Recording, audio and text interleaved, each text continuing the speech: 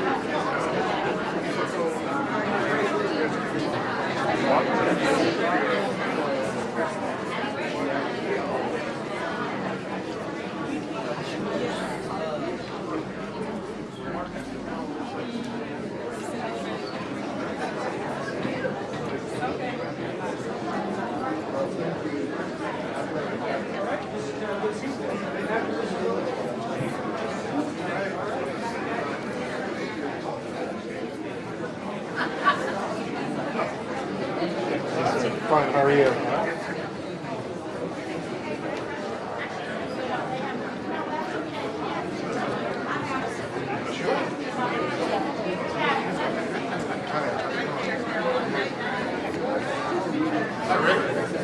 Is your rig? There you go. 7 rigs, all right?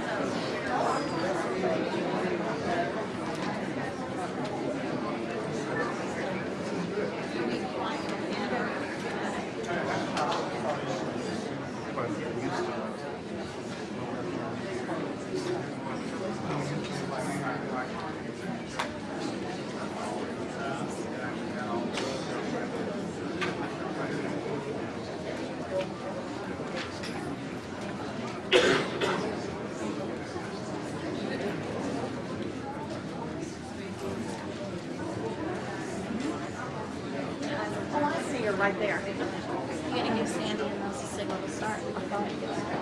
I'll let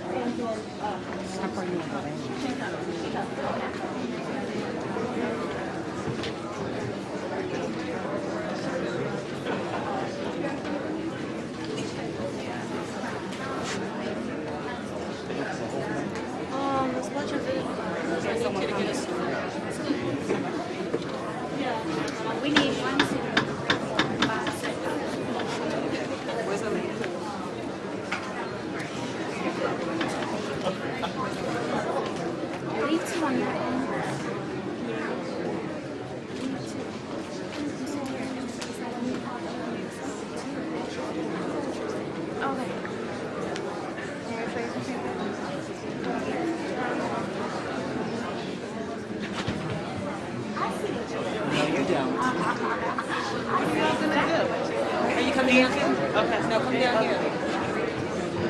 You can sit. I'm sitting here. It's just about 6 o'clock, so we'll go ahead and start. As I know you're eager to have the program, we still have people coming in, but we've got plenty of seating here and some overflow across the hall. And we're just so excited to begin the program, and particularly to follow it with our reception afterwards, so you can get to talk to the honorees for this evening. My name is Sandy Treadway, and I'm the director here at the Library of Virginia. And on behalf of all of us here at the library, I'm delighted to welcome you to the 2009 African American Trailblazers program. This event actually began in 2007 as part of the Richmond region's contribution to the Jamestown Bicentennial. The Library of Virginia was thrilled when we were approached and asked to take the program over, and it's just a perfect fit and a perfect match for us. We're thrilled to honor African Americans whose contributions have been really significant, yet they've been overlooked or ignored in the history books over time. We're going to tell you a little more about the Trailblazers being honored this evening, but before that, I would like to share a little bit more about why we're doing this program. As I said earlier, people of African descent have been part of Virginia's and our nation's history since European colonization of the North American continent began. Yet their contributions have often been obscured and underappreciated, and we'd like to help change that. Through the Trailblazers program, the Library of Virginia is proud to do its part to make our collective history much more inclusive. And it seems a very fitting way for us to honor African American History Month, which, as you know, was designated, February was designated as that by Congress several years ago. Our program certainly includes this evening's wonderful event, but it's much broader than that as well. We create posters that are sent that feature the 8 honorees for the African American Trailblazers that are sent throughout the Commonwealth to all schools, and we help teachers plan classroom activities that allow them to get the most out of the life stories of the Trailblazers that we're featuring. In addition, we've created an African American Trailblazer history exhibition. It's a panel exhibition. It's outside, and if you didn't see it coming in, you can spend some time and see it during the reception. But when that comes down here at the library, it will travel across the state to libraries and museums and historical organizations that have asked to have it on display. So tonight is just the kickoff, and the content of the program and the poster will go on throughout the year across Virginia. The Trailblazers that we honor through this program offer powerful examples of individuals who've refused to be defined by the boundaries of their lives and their circumstances.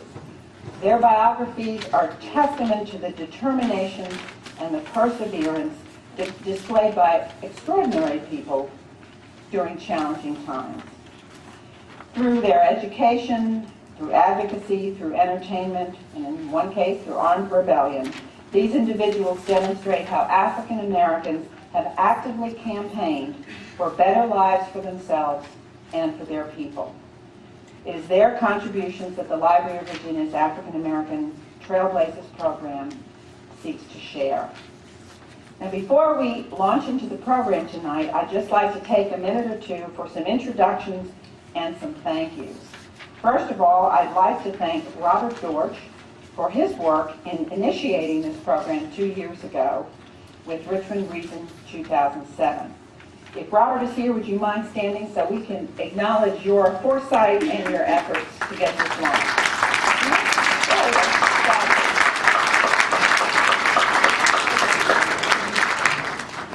Second, I clearly need to acknowledge with tremendous gratitude our sponsors for this evening, because this program wouldn't be possible, and particularly be possible for us to offer it free without their support. A huge thank you goes out to our media sponsors, Richmond Times-Dispatch and WTDR Channel 6. And as part of our partnership with the Richmond Times-Dispatch, the library sponsored an essay contest for young Virginians, grades 3 through 8. And Comcast and the James River Writers Organization also signed on to help with that. And what we asked students to do was to take an important concept from the Declaration of Independence, the pursuit of happiness, and to write about what it meant to them and in their lives. And the response to that was overwhelming. I'd like to invite Jessica Artur from the Times-Dispatch to come up to the stage and recognize our contest winners who are with us this evening. Jessica.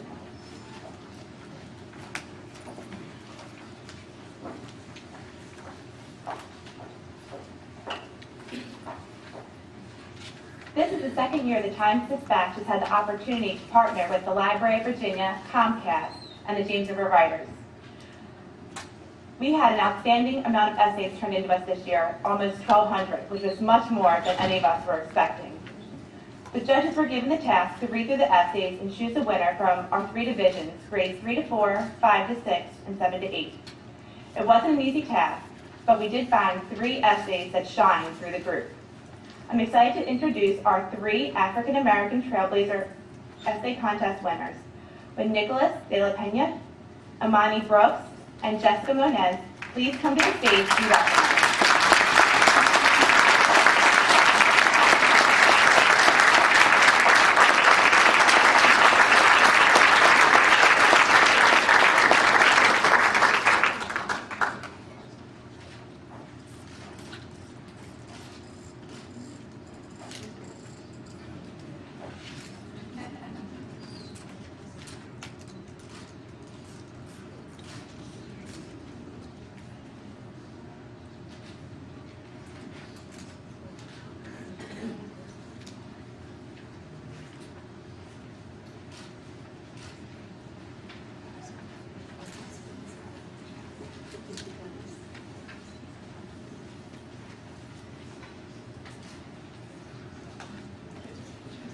Another round of applause.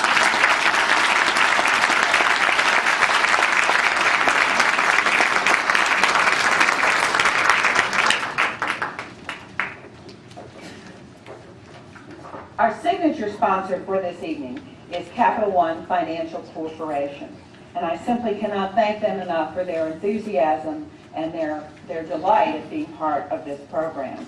We're thrilled that Andrea Wright, the Community Relations Manager for Capital One, is with us this evening, and she's going to come up now, share some greetings with you, and introduce this evening's host. Andrea.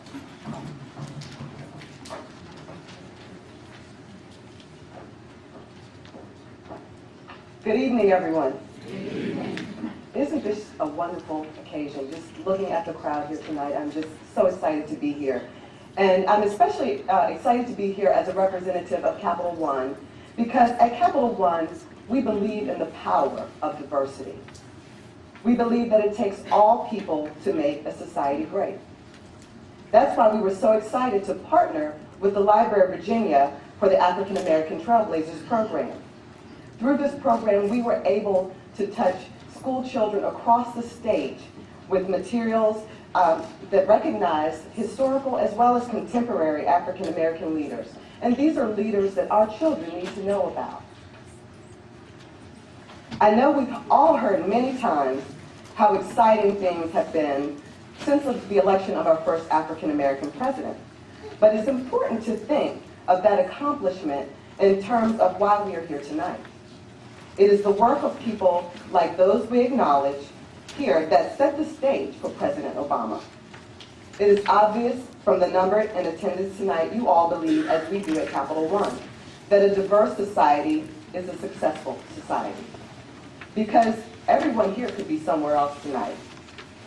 But you chose to be here to recognize and celebrate Americans, African Americans, who have had an impact on our state, our country, and our world. You know, when we started the planning for this part of the program, the actual event, we anticipated maybe 100. And then my understanding was that we reached upwards over 300 registered attendees. So that is just outstanding, and it is a true testament to the feelings of this community. So I'd just like to say, before I go any further, congratulations to the student winners, congratulations to our honorees, and to thank you all for being here tonight, and for making your presence, for making it known by your presence, that the contributions of African Americans in our society is to be applauded. And I'd also like to mention, as Sandy did, that there will be a reception immediately following the program in the lobby, so we hope that you'll join us there. And now to our program. Daphne Maxwell Reid is our host for this evening. Daphne is perhaps known best as Aunt Viv, or Aunt Viv, depending on where you're from, on NBC's hit comedy, The Fresh Prince of Bel-Air. With her husband, actor, writer, producer Tim Reid, Daphne co-founded and is a principal partner in New Millennium Studios, the first full-service film studio in Virginia. Daphne's involvement in the community rounds out a full schedule. She has served on numerous boards, including the Petersburg Library Foundation, Virginia Commonwealth University Foundation Board, Virginia Capital Foundation Board, and the Federal Commission for Jamestown 2007 commemoration. Please join me in welcoming Daphne Maxwell Reid.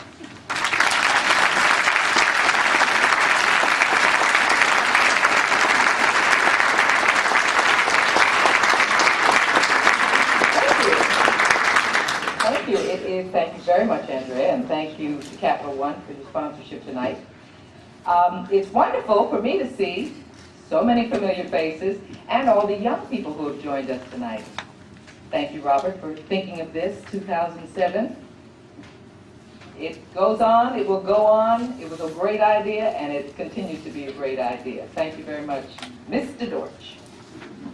I'm proud to see the young people here tonight, because we hope that this evening will inspire you to spark some of the wonder that it takes to make a difference in this world.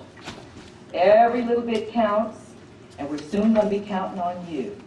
All right? Find a passion, find a purpose, and you'll be one of our honorees one year. Thank you for being here. Our first honoree this evening is Ameza Lee Meredith. She broke through racial and gender barriers with her accomplishments as an artist, an art educator, and an architect in segregated Virginia during the first part of the 20th century. She was born in Lynchburg, Virginia in 1895. Meredith graduated in 1915 at the top of her high school class. She received a certificate for teachers from Virginia Normal and Industrial Institute, now VSU, and taught at Bottentorp County and at Lynchburg's Dunbar High School. Between 1928 and 1934, she earned a degree in teaching as well as a bachelor's degree and master's degree in art education from Columbia University. Hired in 1930 to teach art at Virginia State College for Negroes, Meredith became chair of the art department in 1935, a position that she held until her retirement in 1958. While teaching, she exhibited her own artwork at galleries in Virginia, North Carolina, and New York. And later in her career, Meredith focused her artistic vision on architecture and interior design. In 1947, Meredith and her sister Maud Terry began Azareth North. Azareth, I got it. And the development of 120 lots for vacation homes for African Americans in Sag Harbor, Long Island. Ameza Meredith died in 1984, and 24 years later, in 2008, the Department of Historic Resources approved a historical highway marker for Meredith. Accepting the award for Ameza Meredith this evening is Yvette Robinson from the Virginia State University Alumni Association. Thank you, Yvette. And I'm over to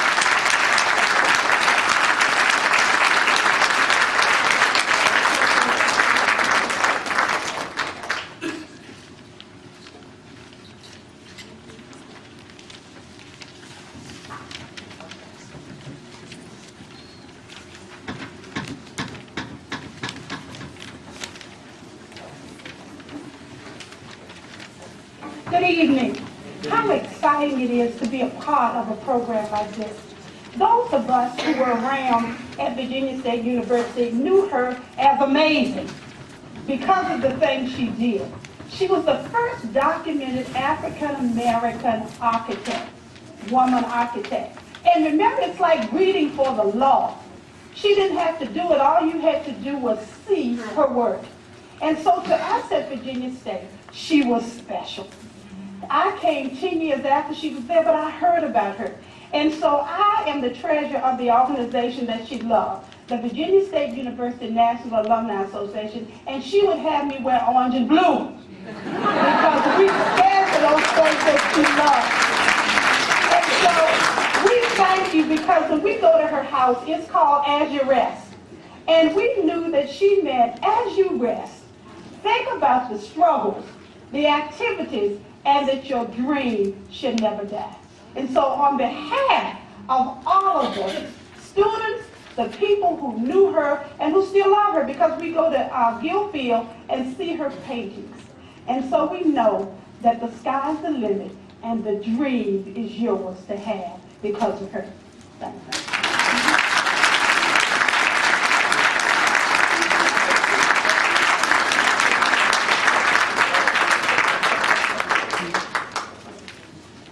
As we move forward with the program, you're probably wondering what's inside those pretty little boxes that we're going to get. And those are the Trailblazer Awards. They're custom designed and engraved crystal bowls that we're giving as mementos of this special designation and this special evening. We hope you enjoy them. On to our next honoree. Our next extraordinary honoree was one of the most active and successful of the state's civil rights attorneys, filing and winning lawsuits against segregation and discrimination from before World War II until the end of the 20th century. Oliver White Hill, born in Richmond in 1907, became the most distinguished and successful of the many African American attorneys who achieved major breakthroughs in the civil rights movement in Virginia. Oliver Hill began school in Roanoke, but moved to Washington, D.C. to complete his education because there was no high school for African Americans in Roanoke. He graduated from Howard University School of Law in 1933, and in 1948, Hill became the first African American since Reconstruction to be elected to the Richmond City Council.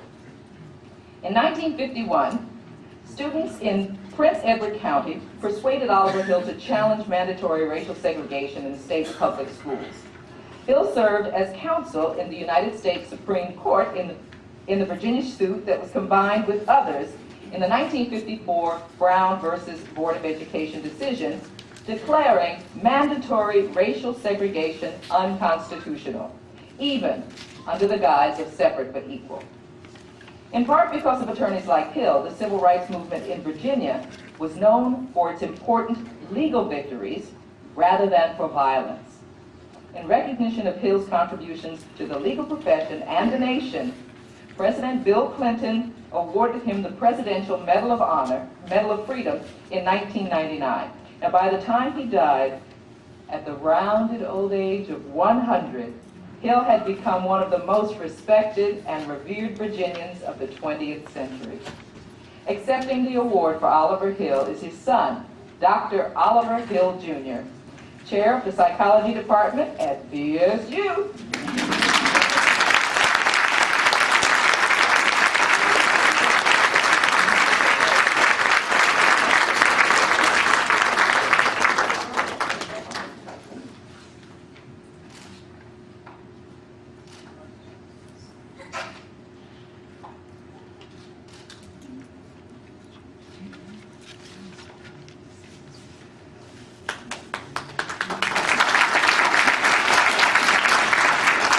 So on behalf of my father, I would like to thank everyone involved, the Library of Virginia, everybody involved in the Trailblazers program for this honor. He would have greatly appreciated it. And I think he would also have appreciated the fact that toward the end of his life, he started to get some of these accolades, and people started to hear his name. But there's so many great contributors who no one hears about. And I think that's one of the great services that this kind of program can provide, so that even we in the African American community can start to know about our own history. I was thinking of John Cephas, for example, and how most of the youth today have no connection to blues, to that kind of original African American creation in this country. So I want to thank you all for this opportunity for both honoring my father, but also shining light on those who haven't had that much of a spotlight before, and I think it's a great service. And thank you very much.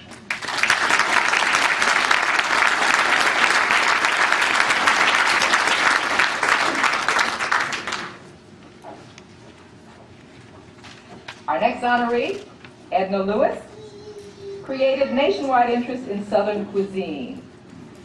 In her work as chef and in her beautifully written cookbooks, she celebrated the Southern foodways of her youth, influencing culinary experts and bringing attention to and admiration to Southern traditions of cultivating and preparing fresh food that's locally and seasonally grown and without manufactured ingredients.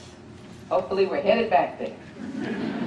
Edna Lewis was born in 1916 in the rural community of Freetown in Orange County in the Virginia Piedmont.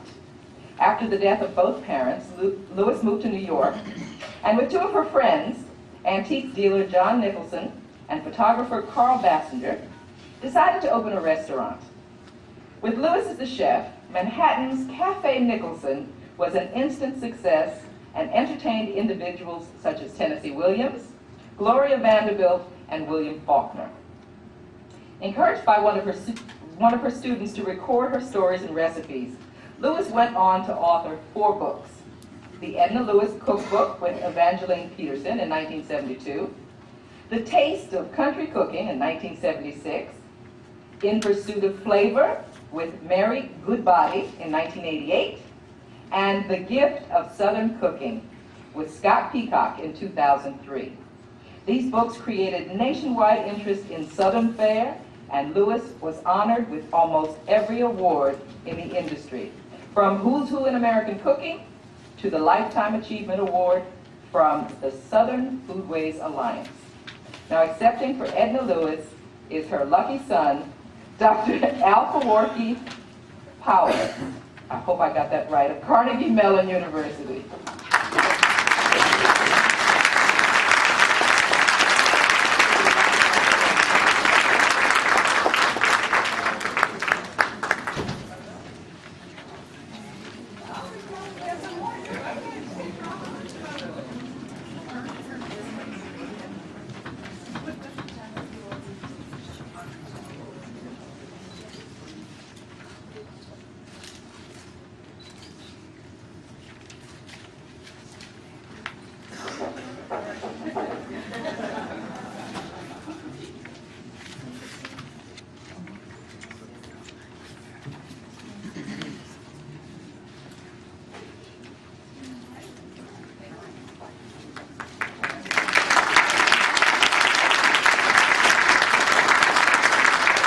Thank you.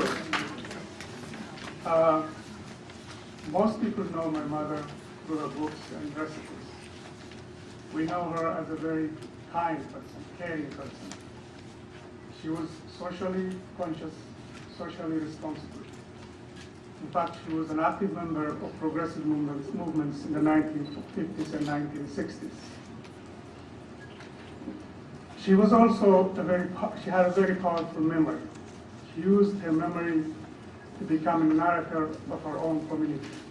Whatever she learned from her family, extended family, and her community, particularly Freetown, Virginia, she passed it to the next generation.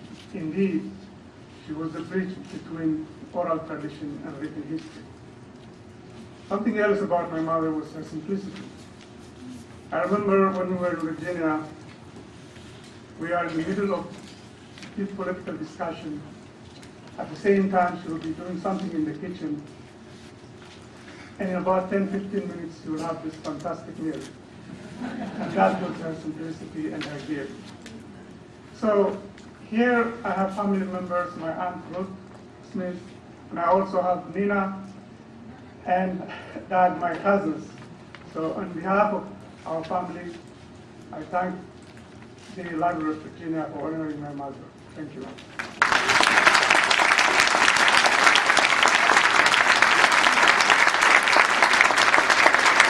A short remembrance. I want to you to know how much we appreciate you honoring Edna and the rest of the Trailblazers tonight. I can remember from the time I was a little girl, Edna always loved to cook. She was a fashion plate, a wonderful personality, and just a lovely person. And tonight she would be very happy that we're here with you all. Thank you.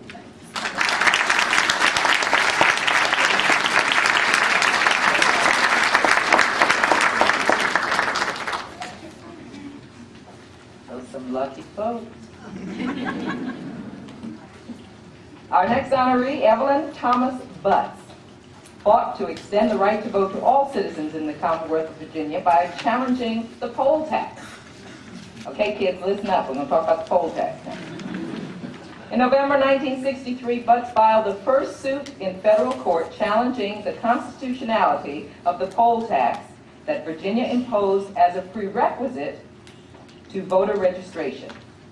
Solicitor General Thurgood Marshall argued in support of Butts' assertions that the poll tax placed an unfair and unconstitutional financial burden on voter registration.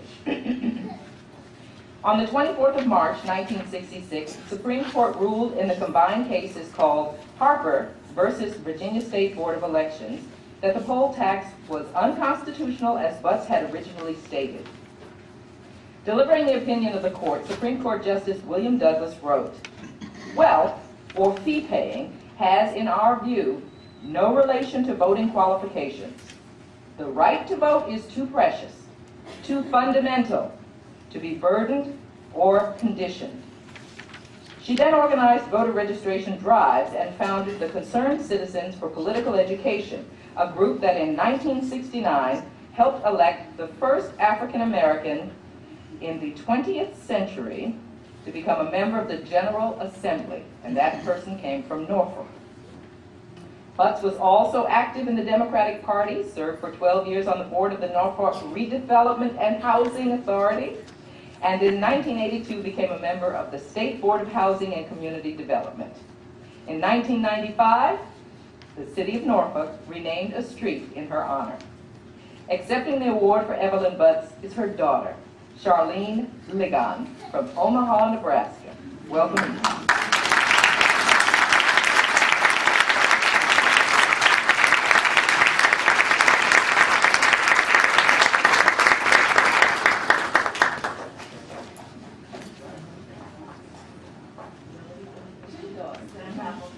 Excellent. All right.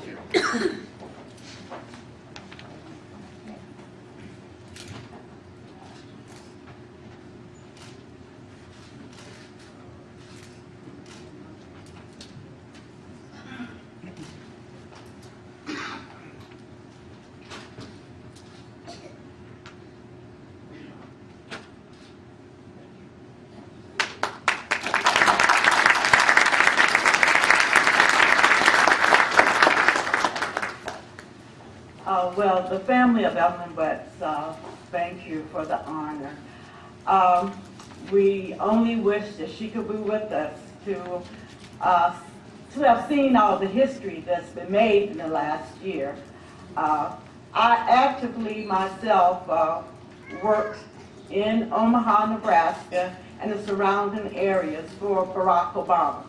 And guess what I did? I registered voters, which enable, Nebraska is one of two states that apportion their electoral votes by congressional districts.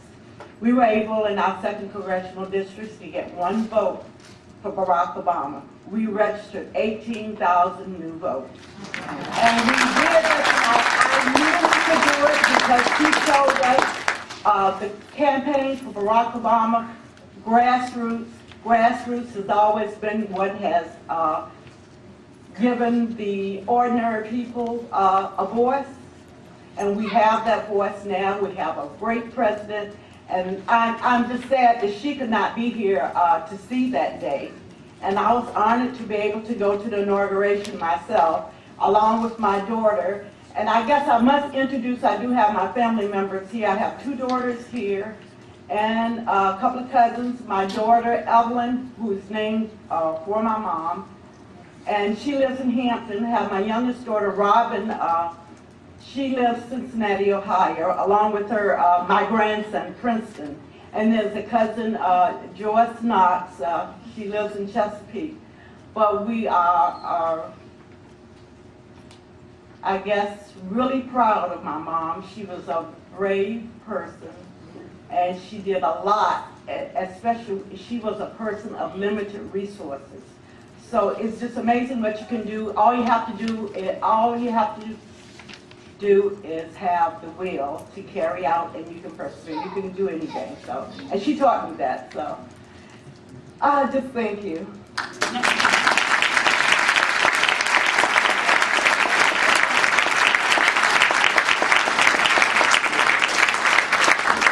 Wonderful to see a family affair when it comes to honoring our forebears. Remember that, kids? Did you hear what she said? You don't have to have money to do something. You just have to have the will to do it. All right. I got me a little crowd down here. Our next honoree is Dangerfield Newby, born in Culpeper County, Virginia, about 1820-ish. Newby was one of many African Americans who took up arms against slavery with fellow abolitionist John Brown at Harpers Ferry, Virginia, in October of 1859. Dangerfield Newby was the oldest child of Henry Newby, a white man, and Elsie Newby, an enslaved black woman. In 1858, Newby's father moved with his wife and children to Ohio, thereby freeing this family. Dangerfield Newby then set out to free his own wife and child, still enslaved in Virginia. On August 16, 1859, Harriet Newby wrote to her husband expressing her longing to see him and her worry that his efforts to free her and unite their family would come too late. Dangerfield Newby raised nearly $742 toward the $1,000 price that his wife's owner had set for her and one child. But he was not able to free them before they were sold to another slaveholder. Shortly thereafter, he joined John Brown in the planning for the raid on Harpers Ferry. During the raid, Newby shot and killed a grocer before he himself was shot and killed. His wife's letters were found on his body. Now, Nicole Porter, a descendant of Dangerfield Newby, will be accepting this award for him, but she's stuck at the airport right now. So we're going to honor her as soon as she gets here in his honor, and she will accept the award a little bit later. Right now we're going to move on to our next honoree, humanitarian, philanthropist, and newspaper editor and publisher, Claudia Whitworth. She's passionate in her devotion to improving the quality of life in her community of Roanoke, Virginia. Claudia Whitworth was born in Fayetteville, West Virginia in 1927. Her father, the Reverend Fleming E. Alexander, was the founder and editor of the Richmond Tribune, a weekly newspaper established in 1941. After apprenticing with her father at the Tribune, she left Virginia and continued her work in the often male-dominated field of printing at newspapers in Ohio and New York. When her father was incapacitated by an automobile accident in 1971, she took over the Tribune's operations. Now, Whitworth's lifetime of leadership demonstrates her commitment and investment in both Roanoke and the state of Virginia. The city of Roanoke honored Whitworth as Citizen of the Year in 2004, citing her work to promote self-esteem, to encourage respect for differences in others. Please join me in welcoming Claudia Whitworth.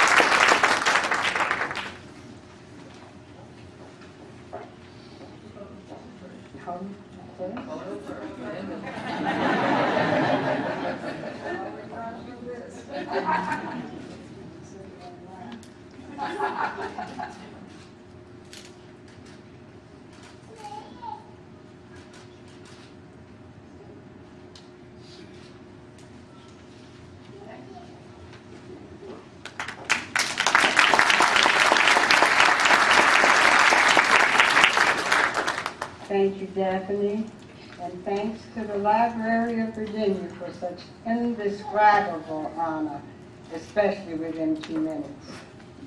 So just behold a candle, how it gives its light. It weeps its life away drop by drop to give its flame. And since the life of each of us is but a candle in the wind, I always share the Baha'i Honoree prayer, which gave me so much inspiration that you have deemed worthy of honoring me here tonight. And it is, oh God, make me a hollow reed from which the pith of self hath been blown, that I may become a pure channel through which thy love may flow to others. I have left behind me impatience and discontent. I will chafe no more at my lot. I commit myself wholly into thy hands, for thou art my guide in this desert, the teacher of my ignorance, the physician of my sickness. I'm a soldier in my king's army. I have given up my will to him and my life to dispose of as he may please. I know not what fate thou desirest for me, and all the future is thine. Little by little thou trainest me. Little by little thou changest weak to strength, doubt to faith, perplexity to understanding. When I'm fit to bear the load, thou will lay it on my shoulders. When I'm ready to take the field, thou will assign me a place in thy army of life. Now I have no other duty but to equip myself for thy service. So with eagerness and patience, with hope and gratitude, I bend to the task of the hour, lest when thy call comes, I be found unready. Thank you. That's my story, and I'm sticking to it.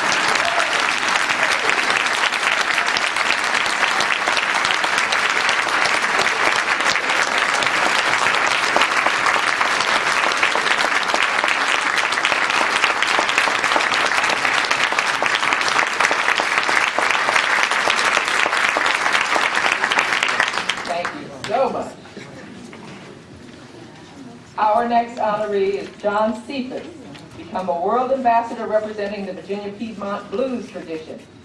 Born in 1930 in Washington, D.C., Cephas grew up in the Foggy Bottom area of Washington and in Caroline County, Virginia. His cousin, David Taliaferro, a well-known Caroline County guitar player, helped him develop his playing in a style commonly referred to as East Coast or Piedmont blues. This highly syncopated and danceable guitar technique is performed widely in Virginia and the Carolinas and employs a thumb bass, finger picking approach. We'll figure that out later. Before long, Cephas began performing at rural dance parties held in private homes. Now, Cephas and harmonica master Phil Wiggins have made numerous successful recordings, earning the W.C. Handy Award in Blues Entertainers of the Year in 1987. Now, John Cephas has performed all over the world, serving as an ambassador of this singular American art form. A founder of the Washington, D.C. Blues Society, he serves on the executive committee of the National Council for the Traditional Arts. Cephas received the coveted National Heritage Fellowship from the National Endowment for the Arts in 1989, an award recognizing master artists who preserved cultural legacies in music, dance, and crafts. John could not be with us tonight, but he wanted to convey a personal greeting. So please direct your attention to the screen for John's message. Well, I would like to say that I'm deeply honored to be chosen to participate in the Trailblazers concert, but as y'all can see that I'm on film right now because I have some medical problems and I'm not able to attend. But I'd like to say that I'm deeply honored that I was considered, and I'm sorry that I can't be there to perform and meet all of you wonderful people.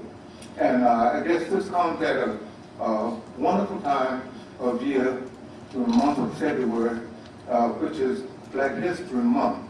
And as many of you know, that Black America has contributed so much to American culture. And if you take, for me, for instance, that I play the blues, and I've traveled all over the world, and I've traveled to places where you wouldn't imagine that the blues has been influential. So I guess that speaks to some phases of contribution that Black America has contributed to American culture. And I'm proud to be a part of that culture. And I'd like to thank you all for considering me for this award. I'm sorry that I can't be there, but I know y'all will have a wonderful time. Thank you.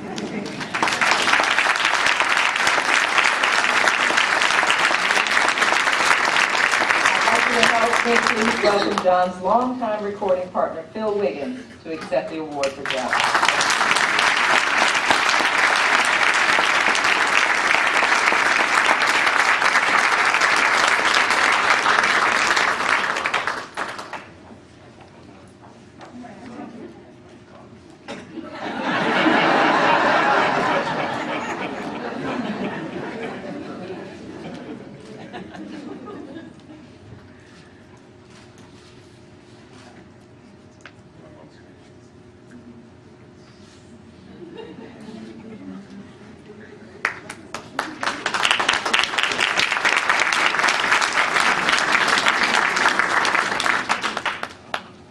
I'm really honored to be here this evening. When I was riding over with my good friend Rick Franklin, I said, you know, maybe I should have written a speech.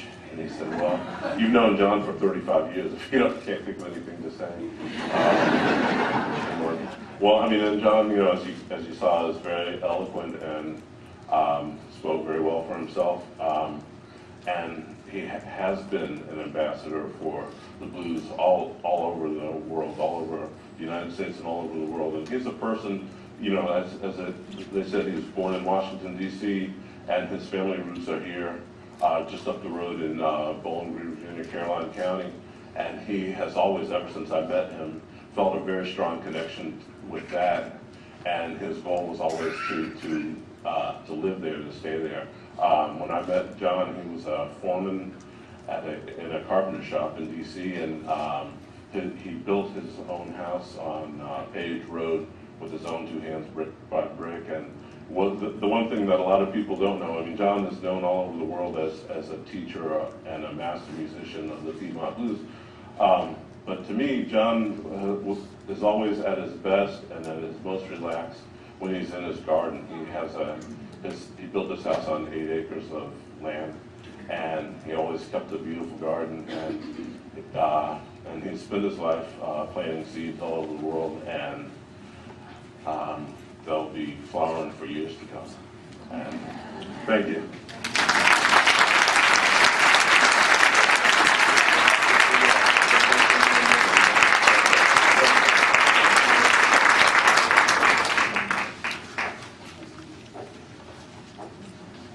Phil, I heard that Wiggins and friends had a hot time last night at the River City Blues Society. Also heard that you agreed to hang out with us after tonight for an encore performance. We're going to hear some blues tonight.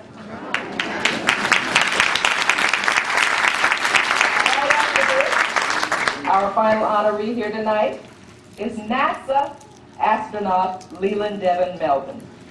Melvin is an inspiration to young people, encouraging them to aspire to careers in science, technology, engineering, and mathematics.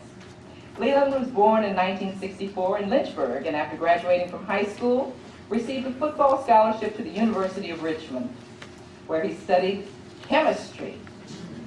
A standout in the field and in the classroom, he is a National Collegiate Athletic Association Division I Academic All-American. They put that on a plaque.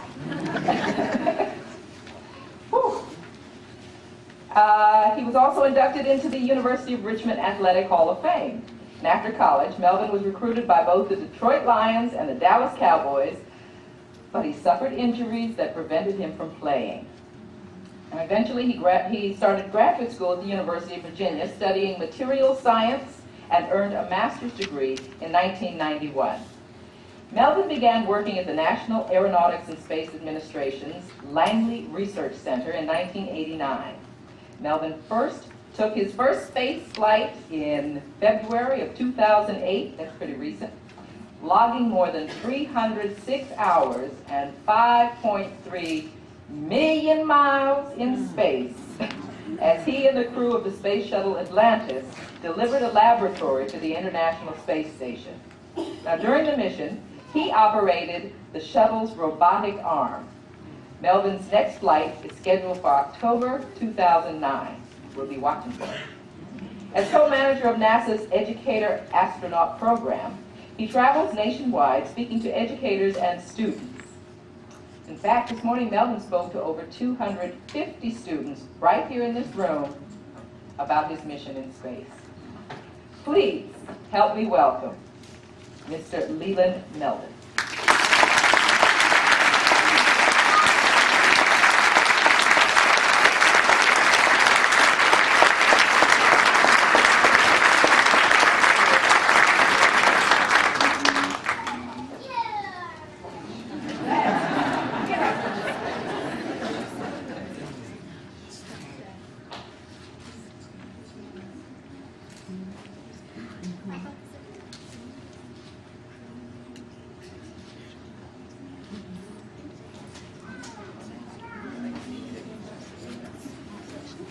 Good evening, everyone. Thank you for that very wonderful welcome, Daphne. And I would like to thank Capital One for making this happen, as well as the Richmond Times-Dispatch and the Library of Virginia. It's been an honor. I am very humbled and honored to be part of this very distinguished group of trailblazers. These people before me have helped get me to where I am at this lofty height of 240 miles above the earth, looking down at the most amazing planet that we have here. The blues, the greens, the mountaintops, the white-capped snows of the mountains. It's just fascinating to watch. And I want to tell the kids in here, if you aspire to be an astronaut, if you aspire to be a blues musician, if you aspire to be a culinary artist, you can do it if you believe in yourself. I've had people throughout my life who believed in me, even when I didn't believe in myself. And those people are my trailblazers. My parents, James and Grace Melvin, were both school teachers in Virginia, in Lynchburg, Virginia. And when I go back home and go to the mall or go somewhere, people seek me out to tell me what impact that they had on their life. They were either going to be in jail or in drugs or who knows where, but my father and my mother grabbed them and said, hey, you are someone. Believe in yourself. You can do something.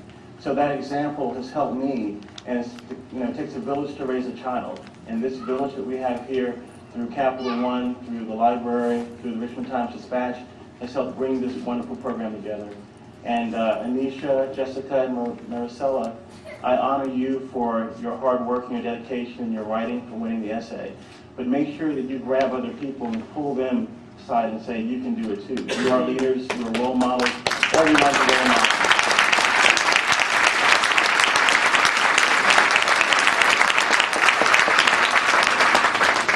And someone earlier said, hey, Leland, you're an astronaut, you're a hero. I said, no, a hero is a sandwich that you eat. But we are all role models, whether we're good ones or bad ones. So it's very important that we carry on the charge, we do the right thing. And students, you also are role models. What you do and what you say, people are watching. So it's very important that you do the right thing too. And if you believe in yourself, eat your green beans, and do what your parents and teachers tell you, and work hard. You can achieve anything you want. God bless you all, and thank you.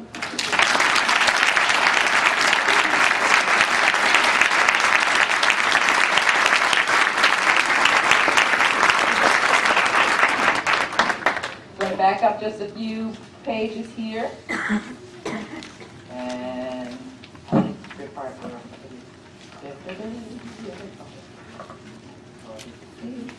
there it is.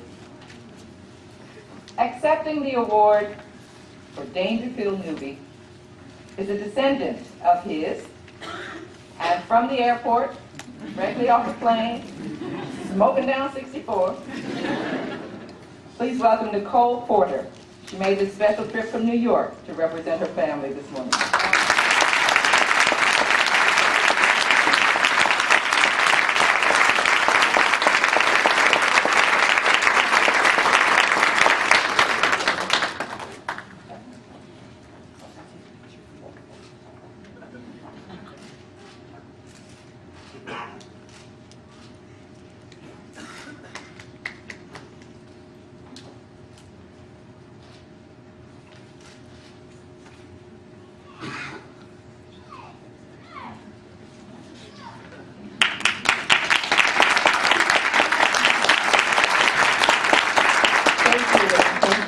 Good evening. I am very proud to stand before you today to represent my family and an ancestor of mine, Dangerfield, Newby. It is the proudest moment for me to have discovered his story, one of many unsung heroes and many known heroes that I'm very proud to be in the company to represent and be an inspiration to children and also to continue the legacy that you all have done. We're very proud as a family to stand before you. And I have to tell you on a personal note, it was amazing just flying here to Virginia. As you said, I came from New York, and just flying over Virginia and thinking about the struggles of ancestors and all that they went through, you know, and we've done so much and come so far. It is that type of work ethic and determination and struggle that keeps me moving forward. I did want to mention a few things that other family members have said just to pass along. His voice really echoed as a collective for many ancestors. We all have stories. Mine is just one of those that it's now known. It is not known maybe as much as others, but it's still very important and very pivotal. I hope to continue on in the same legacy as far as being a trailblazer, like many of you. Thank you.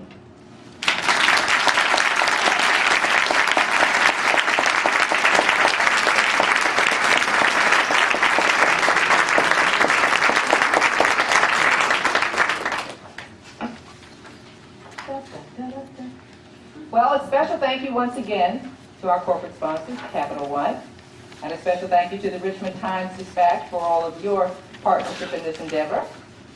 And thank you to every one of you for being here, especially to the amazing individuals who strove for excellence based on the courage of their convictions and initiated changes in Virginia and America that continue to have an impact on our lives today.